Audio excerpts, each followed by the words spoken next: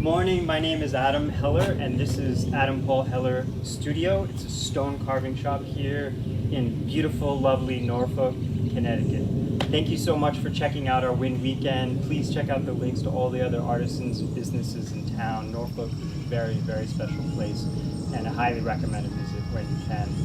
I do a lot of different stone carving projects here, and the main piece of what my studio offers is a hand-carved work, hand-lettered, and all custom pieces, from art pieces to memorial stones to pretty much anything you want. So thanks for spending a moment with me, and come on in and I'll give you a tour.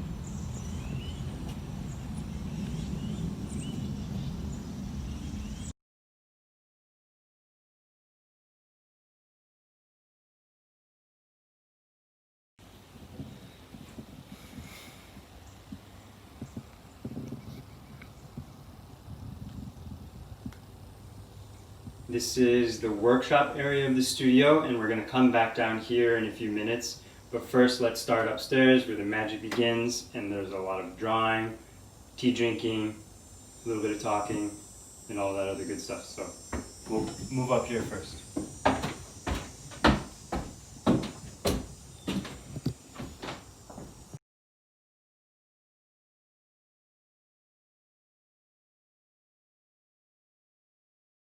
So when there's not a national pandemic, ideally, this is where projects start. A little bit of emailing when my computer is there, some phone conversations, and preferably a conversation in person, which is really helpful and amazing for any design process, to know what you're looking for and to share ideas about stones, material, and vision. So in lieu of you actually being here, I'm going to eat a cherry, and when things are looking up, I hope you'll come visit for real, maybe next year. The drawing space where designs are realized is basically over here. This is a pretty solo activity for me, but it's actually kind of neat that you'll be able to see some of it on video because it's pretty hard to capture in person. So what I'm going to do is show you in the briefest possible way, how a design is first conceived and then grows from there into a final carved stone. So usually when I begin, concepts are gone through, discussions are had. I do a lot of tombstones and memorials, so that's a big part of my work. The particular stone that I'm going to show you that I'm working on now is for an artist, John Bryan, whose good friends have commissioned a stone for him. We started this design was started last year in last August, so the process here is pretty long and involved, but it's beautiful and careful. So this is how something would start. I work on small sketches and then present the client with something to talk about. John was an artist, and he did a lot of photography work and dealt with reveal and hidden as part of a theme. So this project started in this way and grew. This will be a slate stone. The letters will be hand-drawn and hand-carved. And in the end, his name will be gilded with palladium leaf.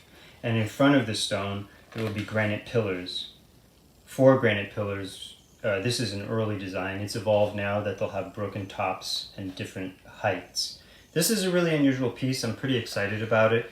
It's really specific to who John was, and a design that really came out of conversations with his friends about who John was and what he would like and how he would like to be seen. So the way this starts, after a small design like this has been started, I'll do a little warm-up, and then I won't talk. Watch.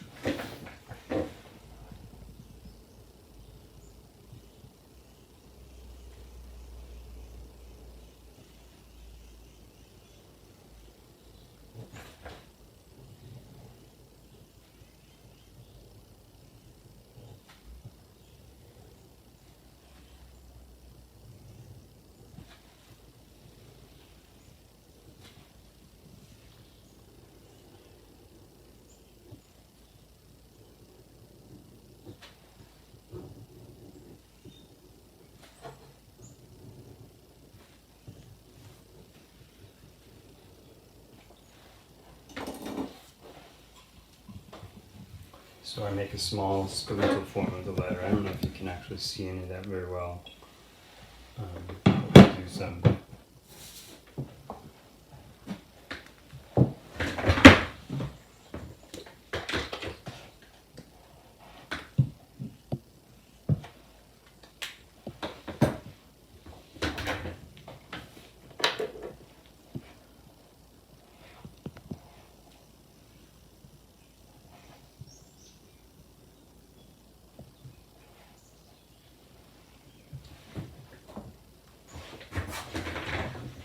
So these are called, I'm going to do a couple of what's called brushed Roman letters. And they're just what they sound like. They're formal Roman letters that date back to at least 1000 BC. Earlier, much earlier, the letter form started. And as far as we know, this is the same way the Romans made their letters and then started carving the inscriptions. We think the Romans really were the first to start carving them, so that the large imperial inscriptions would also be painted, and they would last much longer if you have a large in the center of Rome, an inscription that's this high or this high. If it's carved, it makes a little house basically for the letters and for the paint, so it reads really well in different kinds of light, different kinds of weather. And this technique, which has been carried through the millennia by sign painters and calligraphers, is basically the same way that the Romans did their letters.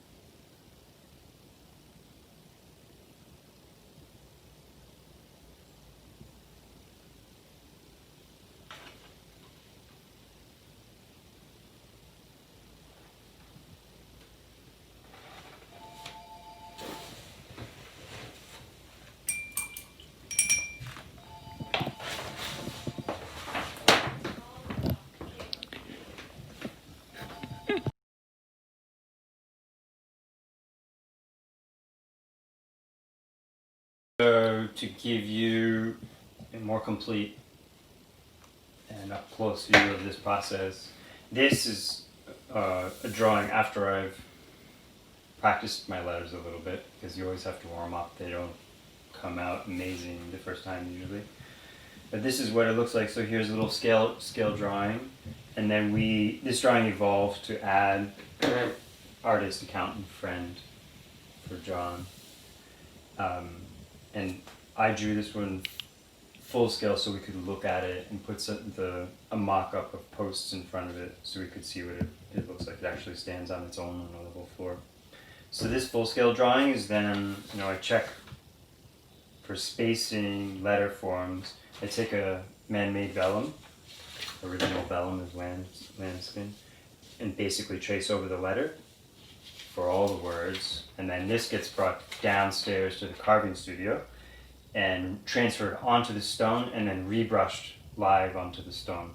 So I'm going to bring this down for you so we can see this next to John's stone, which is down there being carved now, and I'll do a little carving for you so you can see what that looks like.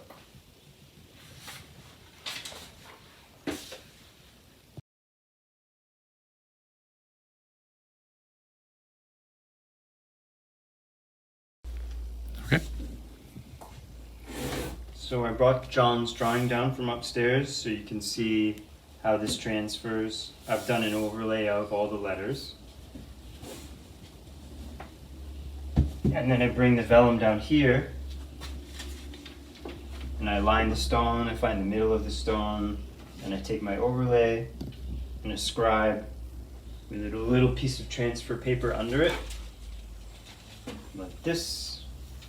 And I retrace out the letter form that I've refined upstairs, and then I take my brushes, and just like you saw upstairs, I rebrush the letters on the stone. So this is John's stone, pretty well in process now. The lettering's all been recentered and retransferred, and I'm pretty close to carving, to finishing the carving.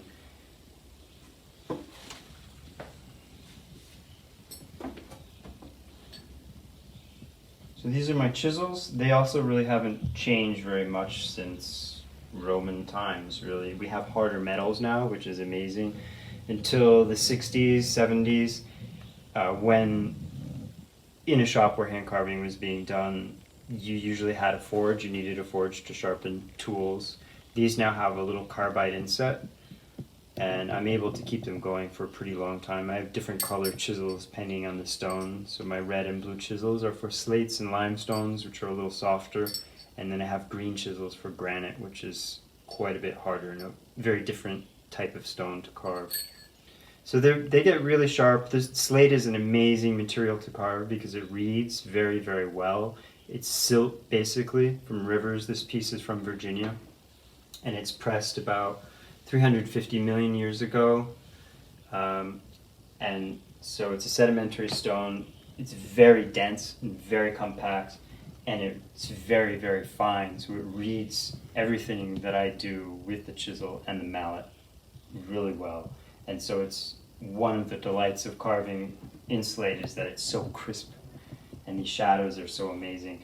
People, most carving today, monuments, lettering on buildings, even sculpture, most things are sandblasted. So there's a small template that's created on a computer, and then it's a small rubber template put over a stone, and then compressed air and sand is put on that. And it's very efficient, it's very fast, and it has some design options, but when you're doing something by hand, it opens up a whole new world as far as the letter design, and then the final completion and the final say I have as the carver onto the letters and how they read and what they look like.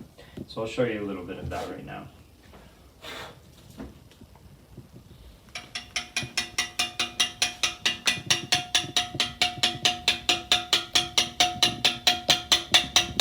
You can see it's a pretty gentle process actually, especially with slate and marble. I'm not going to town. As they say, you have to be pretty gentle and sensitive to the material because it will do some things on its own if you don't watch it in its own, as in every material has its own plan. Stone actually does have a grain. Slate has a grain, so it will want to flake or pop out at certain times. Same with marble. All stone does the same thing, just in its own way. So I suppose it has its own personality.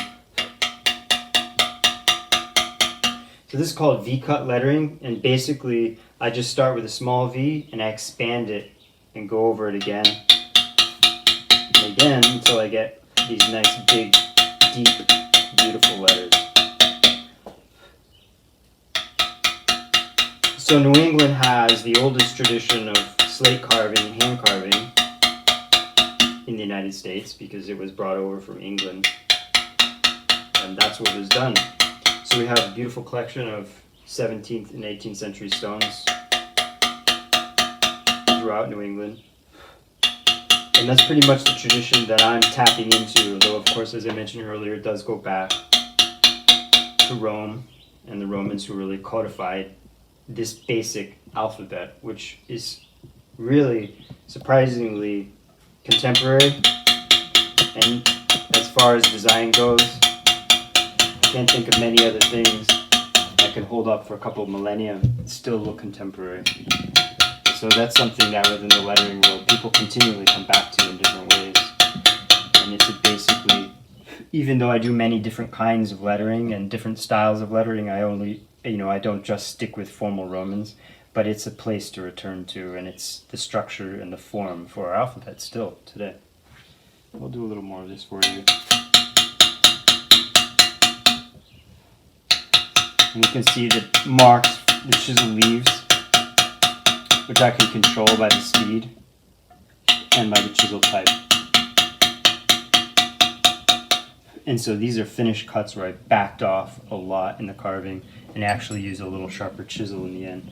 I'm just going to come back on this a little bit so you can see it, maybe if I'm not in the light too much, which I think I am. So I'll start here. So this is a little different chisel. I've sharpened it a little differently. And although I'm not done with this letter, I just want you to see how refined it can be.